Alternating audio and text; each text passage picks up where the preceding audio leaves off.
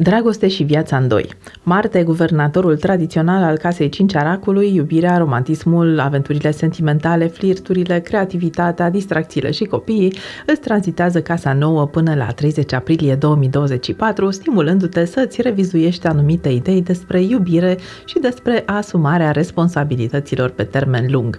În perioada 9-12 aprilie, Marte se întâlnește în conjuncție cu Saturn, guvernatorul casei 7, relațiile, asocierile, parteneriatele, căsătoria, ceea ce le oferă racilor celibatari posibilitatea de a face cunoștință cu persoane deosebite. Mulți sunt atrași de persoane care provin din alte culturi sau pe care le percep ca foarte învățate sau chiar înțelepte. Ținând cont de acest context astrologic, eastrolog.ro apreciază că este foarte posibil ca dragostea să-ți iasă în cale cu prilejul unei călătorii în mediul universitar, la un atelier de dezvoltare personală sau poate la un muzeu, la teatru și așa mai departe.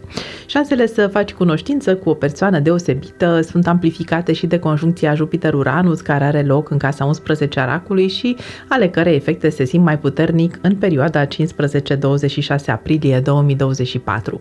Pe de altă parte, această conjuncție arată că nu este exclus ca o amiciție să ia pe neașteptate o turnură pasională. Dacă ești implicat de ceva timp într-o relație la distanță sau virtuală, acest context astrologic îți oferă condiții foarte bune pentru prima întâlnire față în față.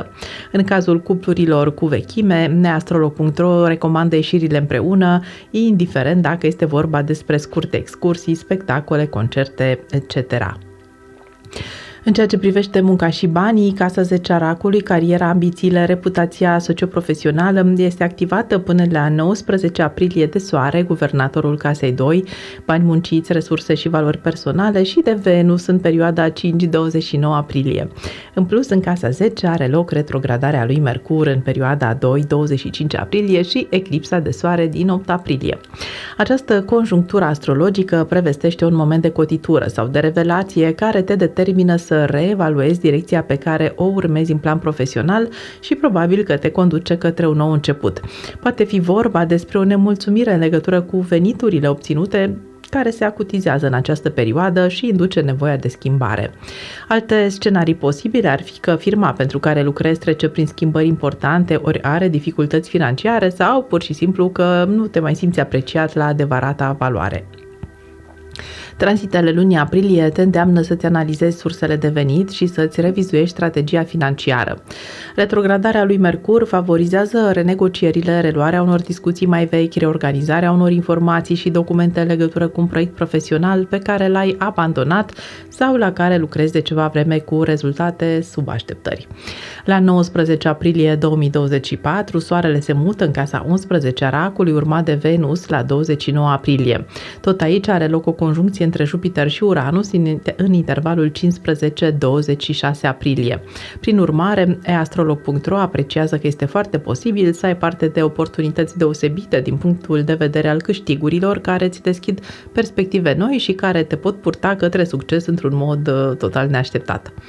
În ceea ce privește forma fizică și moralul, traversezi o perioadă destul de agitată în care evenimentele se pot succeda cu repeziciune, mai ales în a doua jumătate a lunii aprilie. Chiar dacă unele schimbări sunt entuziasmante, ele pot fi însă stresante și obositoare, mai ales din cauza că ești nevoit să ieși din zona ta de confort. Mercur, guvernatorul casei 12 a racului, retrogradează în perioada 2-25 aprilie. Prin urmare, dacă ai anumite suferințe cronice, s-ar putea să fie nevoie să reiei un tratament sau să apelezi la un specialist pentru o reevaluare.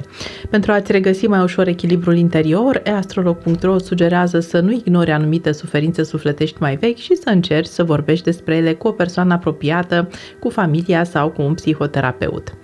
Sfatul astrolog pentru rac în aprilie 2024, cu hotărâre și curaj te poți afirma, ai ocazia să ieși dintr-un cont de umbră și să-ți faci un nume, să schimbi ceva important în viața ta cu impact pe termen lung. Așadar, nu te teme de schimbare.